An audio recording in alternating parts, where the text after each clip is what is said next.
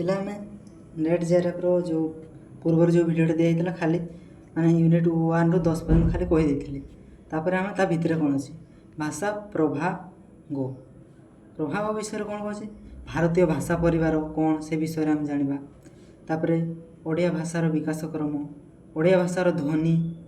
जो अच्छी स्वर ध्वनि व्यंजन ध्वनि से विषय जाना ओडिया शब्द भंडार जो शब्द भंडार को जो भाव में विभक्त कर तत्सम तद्भव देशज द्राविड़ ऑस्ट्रिक वैदेशिक ये सब जो भाव में विभक्त कर आंचलिक भाषा आम अंचल भेदर जो उत्तर दक्षिण तापर पूर्व पश्चिम भाग जो विभक्त कर भाषा रूपतत्व विशेष्य प्रकरण सर्वनाम क्रिया अवयव विषय टी जाना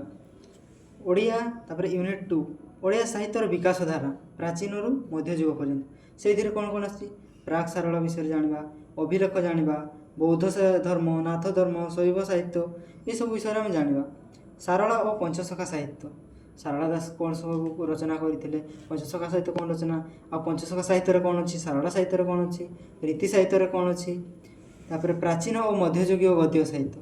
से विषय कौन अच्छी जाना प्राचीन और मध्ययुगीय गीति कविता कोइली चौतीसा पदावली ये सब विषय जाना तापर आसो आधुनिक ओडिया साहित्यर विकास धारा आधुनिक ओडिया साहित्यर विकास केमती होइछि से विषय जाना नवजागरण पर्याय आधुनिक शिक्षा पत्र पत्रिका पाठ्यपुस्तक भाषा आंदोलन सांस्कृतिक आंदोलन तापर आधुनिक जुगर को श्रेष्ठ कवि मान अच्छे से जाना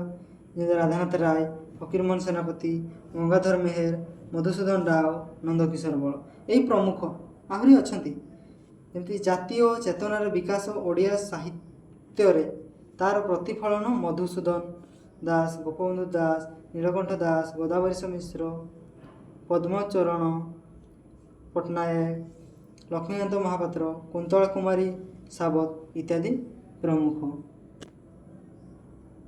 तापर रोमांटिक काव्यधारा रे आसब आम कालिंदी चरण वैकुंठनाथ मनदा शंकर राय तापर मायाधर मान सिंह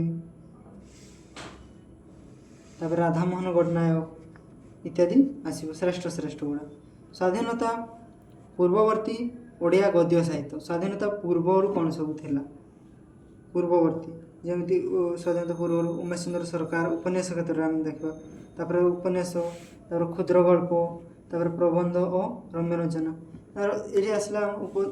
उमेश चंद्र सरकार को जाना फकीरमोहन सेनापति गोपाल बल्लभ दास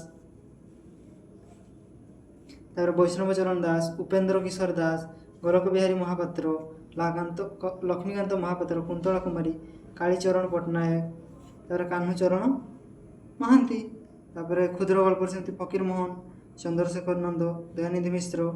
कालिंदी चरण पाणिग्राही भगवती चरण पाणिग्राही गोदावरीश मिश्र महापात्र भी अच्छी मिश्र भी अच्छी राजकिशोर राय तार प्रबंध और रम्य रचना क्षेत्र में मधुसूदन राव शशिभूषण राय विश्वनाथ कर गोपाल चंद्र प्रहराज गोविंद त्रिपाठी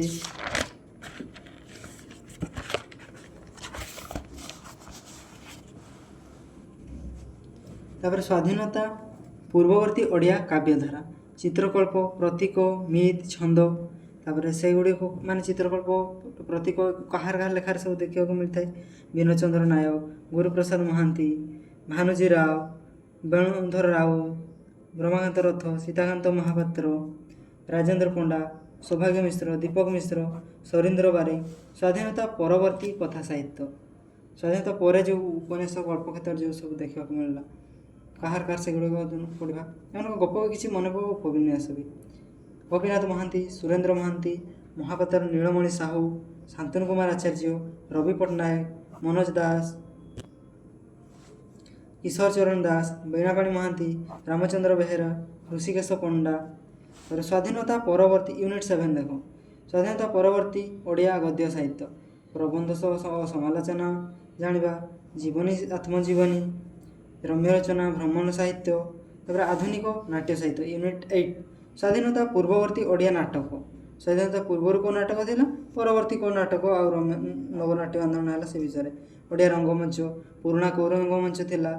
पारंपरिक शौखीन मुक्त मंच इत्यादि माने रंगमंचर जो विकास धारा से जाने पारिदेवा ओडिया एकांकिका ତାପରେ ସାହିତ୍ୟ ତତ୍ତ୍ୱ ଯେଉଁ ଅଛି, ଭାରତୀୟ ସାହିତ୍ୟ ତତ୍ତ୍ୱ ରସ କ'ଣ, ରୀତି, ଧ୍ୱନି, ଔଚିତ୍ୟ, ବକ୍ରୋକ୍ତି। ତାର ପାଶ୍ଚାତ୍ୟ ସାହିତ୍ୟ, ଆମର ପ୍ରାଚ୍ୟ ସାହିତ୍ୟ ଜାଣିବା, ପାଶ୍ଚାତ୍ୟ ସାହିତ୍ୟରୁ ସେମିତି ପ୍ରଭାବ ରହିଛି ରୋମାଣ୍ଟିସିଜିମ୍, କ୍ଲାସିସିଜିମ୍, ପ୍ରତୀକବାଦ, ଚିତ୍ରକଳ୍ପବାଦ, ଅସ୍ତିତ୍ୱବାଦ, ତାର ବାମାବାଦ, ବିଘଟନବାଦ, ପାଠକୀୟ ପ୍ରତିକ୍ରିୟା ତତ୍ତ୍ୱ। ତା ଲୋକ ସାହିତ୍ୟ ସେମିତି ୟୁନିଟ୍ 10ଟା। ଲୋକ ସାହିତ୍ୟ ତତ୍ତ୍ୱ, ଲୋକ ସାହିତ୍ୟ ଅଧ୍ୟୟନର ବିଭିନ୍ନ ପଦ୍ଧତି, ଓଡ଼ିଆ ଲୋକଗୀତ, ଓଡ଼ିଆ ଲୋକ କାହାଣୀ, ଓଡ଼ିଆ ଲୋକନାଟକ। ଏଇଗୁଡ଼ିକ ଯଦି ଆମେ ଭଲ ଭାବରେ ପଢ଼ିବା ଆମର ଜିଆର୍ଏଫ୍ଟା ସୁନିଶ୍ଚିତ। ନେଟ୍ଟା ପଛ କଥା, ଜିଆର୍ଏଫ୍ ହେବ ମାନେ ହେବ। ତୁମେ ଯଦି ଭଲ ଭାବରେ ଚେଷ୍ଟା କରିକି କହିବ ମୁଁ ଏଇଟା ପାରିବି, ଯେତେ ଯାହା କଠିନ ପରିଶ୍ରମ କରୁଛୁ, ଦେଖ ପ୍ରତିଦିନ ଆମକୁ ଯେଉଁ ପରିଶ୍ରମଟା କରିବାର ଅଛି ଆମ ସାହିତ୍ୟ ପ୍ରତି, ମାନେ ଏଇ ପଢ଼ାକୁ ନେଇକି ସିଲାବସ୍କୁ, ଏଇଟା ହେଉଛି ପେପର୍ 2। ପେପର୍ 1 ବୋଲି ଆଉ ଗୋଟେ ଅଛି, ସେଟାକୁ ବି ଦେଖିବାକୁ ପଡ଼ିବ। ଗୋଟେ ପେପର୍ 2 ଦେଖିଦେଲେ ହେବନି। ଯଦି ଆମକୁ ଏଇଟା 70% ମନେ ରଖିବାକୁ ହେବ, ହେଲେ ସେଇ ଆରଟାକୁ 30% ମନେ ରଖିବା ନିହାତି ଦରକାର। 30% ଯଦି ଆମେ ପେପର୍ 1ରୁ ପାଇଯାଉଛେ, ତାହେଲେ ଆମର ଜିଆର୍ଏଫ୍ଟା ସୁନିଶ୍ଚିତ।